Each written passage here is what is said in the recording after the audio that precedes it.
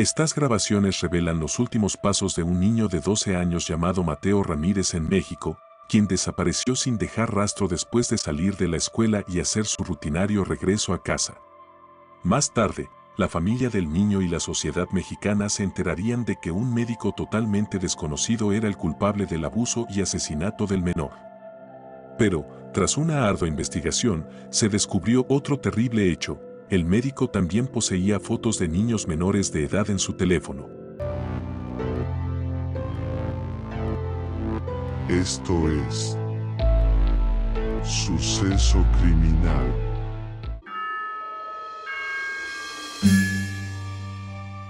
Mateo Santiago Ramírez Martínez nació el 18 de octubre de 2012 en la ciudad de León, en el estado de Guanajuato, México.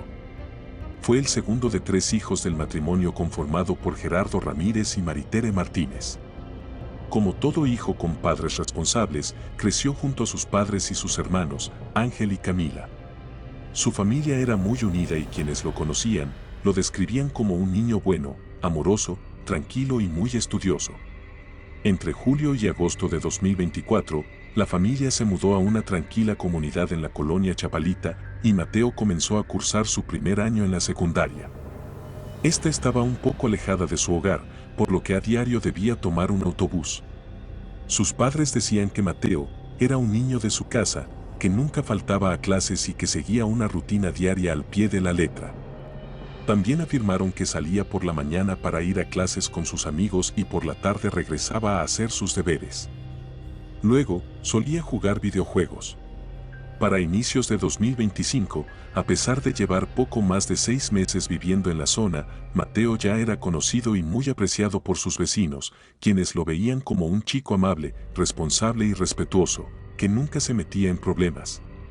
En su centro de estudios, también tenía un sólido grupo de amigos e incluso se hizo muy cercano a una de sus compañeras, a la que solía acompañar a su casa. Muchos decían que eran pareja y que él era un buen novio. Se podría decir que Mateo tenía una vida feliz y despreocupada. Sin embargo, todo cambió el martes 4 de febrero de 2025, cuando realizó un movimiento distinto en su recorrido habitual, sin imaginar que esta alteración de su rutina desencadenaría un hecho aterrador. Esa mañana, según cuentan los padres de Mateo, todo transcurrió como de costumbre. Ellos se fueron a trabajar y él se fue a la escuela. Mateo solía regresar a su casa a las 2:30 de la tarde, después de las clases. Para esa hora, su madre ya había regresado de trabajar y era quien lo recibía. Pero ese día, no llegó. Tras su ausencia, su madre trató de mantenerse tranquila, pensando que tal vez se había quedado hablando con algún amigo, haciendo alguna tarea después de clase o que el transporte se había retrasado. Sin embargo, cuando los minutos comenzaron a pasar, ella empezó a sentirse impaciente. Al llegar las 3 de la tarde y no tener noticias de su hijo, comenzó a llamarlo insistentemente, pero no obtuvo respuesta. También le envió varios mensajes a través de una aplicación de mensajería instantánea. Como estas aplicaciones funcionan con señal de internet, se dio cuenta de que los mensajes no le llegaban a su hijo, pero asumió que tal vez se había quedado sin saldo. La familia de Mateo ya estaba muy preocupada, y más cuando la madre de Mateo le avisó a su esposo que su hijo no había llegado de clases. Él, al llegar a casa, decidió salir a buscarlo. Preguntó a vecinos y amigos, pensando que tal vez Mateo se había encontrado con algún conocido y se le había olvidado avisar que tardaría en llegar a casa. Sin embargo, la búsqueda no funcionó. Los padres del niño tenían la última ubicación registrada por su teléfono celular, la cual lo situaba en una avenida por la que Mateo no solía pasar. Además, el teléfono no estaba dentro de una casa o negocio, sino directamente en la calle. Los padres fueron hasta ese punto, pero no encontraron nada. Decididos, acudieron ante las autoridades para presentar una denuncia por la desaparición. Los padres de Mateo, no conformes, subieron una fotografía a las redes sociales para que todas las personas supieran que Mateo estaba desaparecido y ayudaran a localizarlo. Con la ayuda de amigos y familiares, volvieron a recorrer el vecindario para preguntar si alguien lo había visto. La madre de Mateo comenzó a repasar en su mente las últimas horas en las que estuvo con su hijo, pensando que tal vez habían discutido y ella no lo recordaba, y por eso Mateo no había querido volver a casa. Sin embargo, por más que buscaba en su mente algún motivo, no lo encontraba, ya que esa mañana había transcurrido con mucha tranquilidad. Al llegar la noche, se activó una alerta por parte de las autoridades que indicaba que Mateo, de 12 años, descrito como un niño con pelo lacio de color negro, ojos achinados de color marrón y un lunar grande en forma circular en la parte baja de la espalda, había desaparecido. Se dijo que medía 1,30 metros de altura y que llevaba su uniforme escolar, además de unos zapatos deportivos de color blanco y una chaqueta color vino tinto. Sin embargo, poco después, los datos fueron corregidos, aclarando que la altura de Mateo era de unos 60 metros y que no llevaba puesta la chaqueta vino tinto. La familia pasó la noche con angustia e incertidumbre. A primera hora de la mañana del miércoles, 5 de febrero, se imprimieron 1000 volantes de búsqueda para localizar a Mateo. Familiares, amigos y vecinos de Mateo se organizaron en grupos para continuar la búsqueda y repartir los volantes. Esta vez, más personas, sin importar si conocían o no a la familia, se sumaron a las labores de rastreo. Todos recorrieron las calles llamando al chico por su nombre, gritando que su madre lo buscaba y que regresara a casa. Entregaron volantes a conductores y transeúntes, pidiéndoles que llamaran a las autoridades si veían algo sospechoso. También pegaron la foto en postes, árboles y fachadas de viviendas y negocios de la zona. Los compañeros de secundaria de Mateo también ayudaron con lo que estaba a su alcance para darle visibilidad al caso. La institución no solo apoyó la búsqueda en redes sociales, sino que también colocó carteles de búsqueda en la entrada, esperando que padres y visitantes del plantel pudieran aportar algún dato importante. Para ese momento, el caso de Mateo no solo se había hecho viral en redes sociales, donde cientos de personas habían compartido su fotografía, sino que también había captado la atención de los medios de prensa, tanto locales como nacionales, quienes hacían eco de los llamados de la familia para que quien tuviera al niño lo regresara sano y salvo. La desesperada búsqueda continuó durante todo ese día y el día siguiente, pero no había rastros. Aún así, los familiares de Mateo y los oficiales de seguridad recorrían las calles y los agentes de la fiscalía seguían cualquier pista que les daban. Aunque había mucha información disponible en los medios de comunicación y en redes sociales, las autoridades, según algunas fuentes, habían pedido a los familiares de Mateo que no dieran toda la información que se tenía en ese momento, para mantener cierto hermetismo en la investigación y que ésta avanzara de la mejor manera. Unos días después, se determinó lo que las autoridades habían visto en las cámaras de seguridad, ya que se habían analizado muchas imágenes, no solo de cámaras cercanas a la escuela de Mateo, sino de cámaras ubicadas a lo largo del recorrido que él hacía usualmente hasta su casa. Se pudo establecer que el día de su desaparición, él salió de la escuela acompañado de su amiga, como siempre lo hacía. Esto fue corroborado por un vendedor de tacos que estaba en una esquina cerca de la casa de esta chica. Este vendedor dijo que ya conocía a Mateo porque todos los días pasaba por allí con su amiga. Declaró que ese día vio a los dos chicos con normalidad, platicando debajo de un árbol, como siempre lo hacían, y luego Mateo pasó frente a su puesto. El vendedor mencionó que siempre le hacía broma con esta amiguita y que recordaba muy bien que ese día también lo había hecho. Luego de eso, las cámaras de seguridad captaron a Mateo subiéndose al transporte que lo llevaría a su casa, el mismo que tomaba todos los días. Sin embargo, no se bajó en la parada que siempre usaba, sino en otra ubicada a aproximadamente 6 cuadras de su casa. Según la investigación, Mateo hizo esta parada para entrar a un consultorio médico donde trabajaba Cristian Augusto Jafet Gómez Villalpando, un médico de 34 años, quien también trabajaba haciendo labores de limpieza y mandados. No obstante, también se analiza que Mateo se subió a una camioneta color blanco propiedad de Cristian, que estaba estacionada frente al edificio de 2 pisos. Lo cierto es que en ese punto se perdió la pista de Mateo. Con estos videos dieron pistas sobre Mateo, ya fuera en el consultorio o en su vehículo, él se reunió con este médico.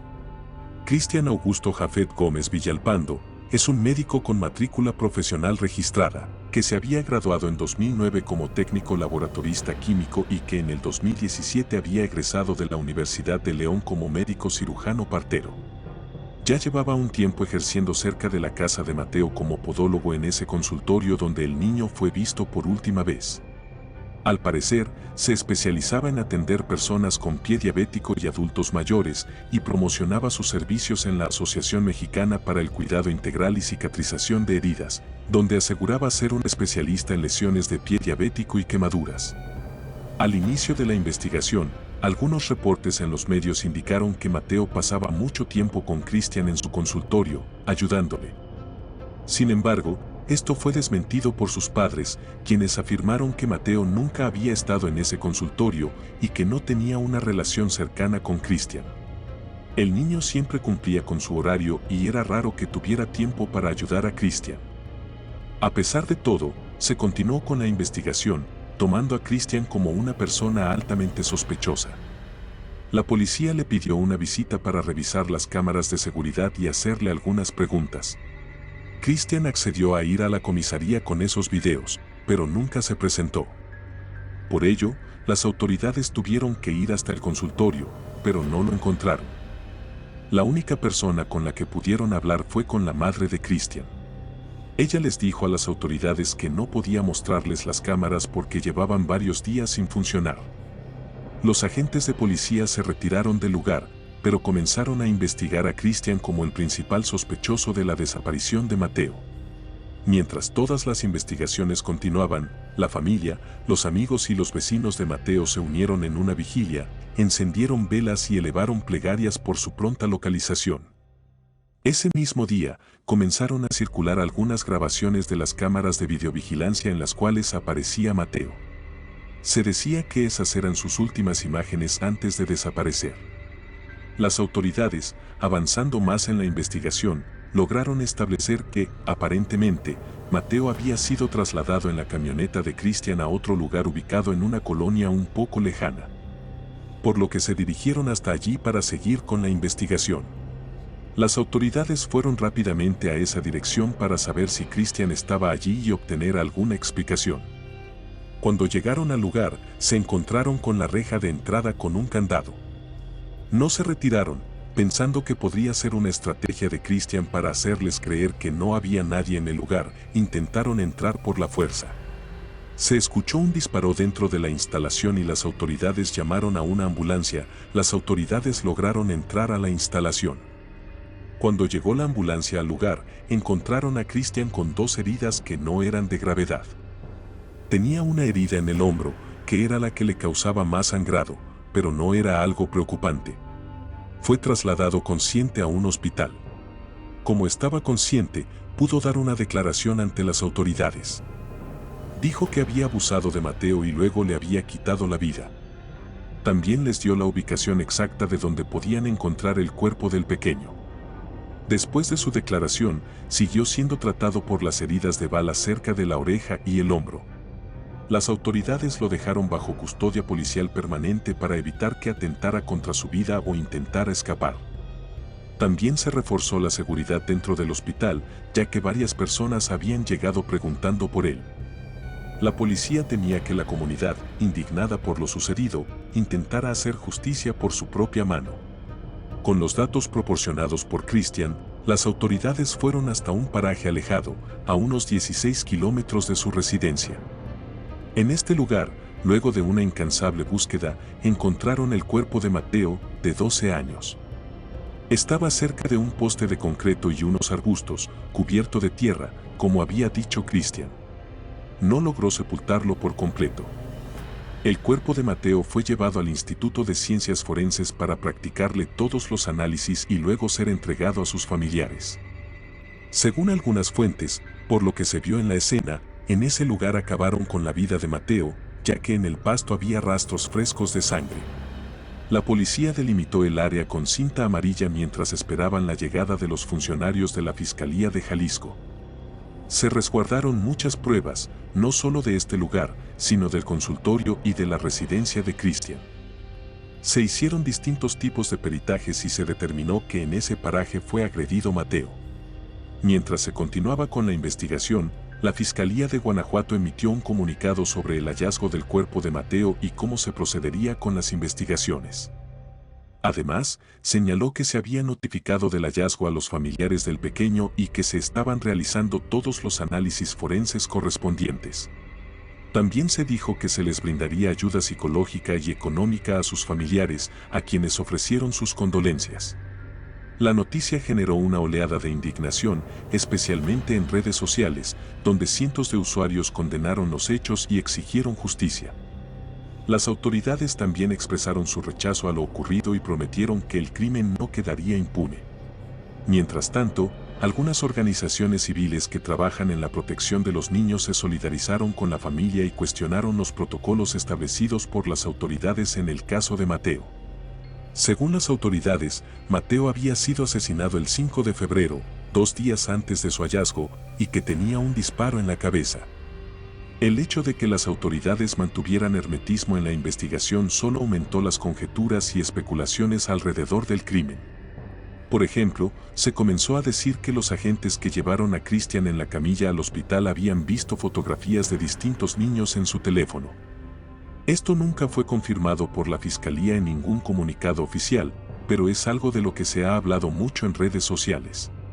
También se ha hablado de la posible participación de otra persona en todo esto, pero las autoridades han dicho que, por ahora, la única persona que están investigando como principal sospechoso es Christian. Además, hubo personas que intentaron aprovecharse de la situación y crearon una campaña de recaudación de fondos, supuestamente para ayudar a la familia de Mateo con los gastos funerarios. Sin embargo, los familiares salieron a decir que no cayeran en estas estafas, ya que la municipalidad les estaba ayudando con los gastos y les habían brindado apoyo psicológico y en algunos trámites. Agradecieron el apoyo de la población, pero aclararon que no estaban realizando ninguna campaña en ninguna plataforma.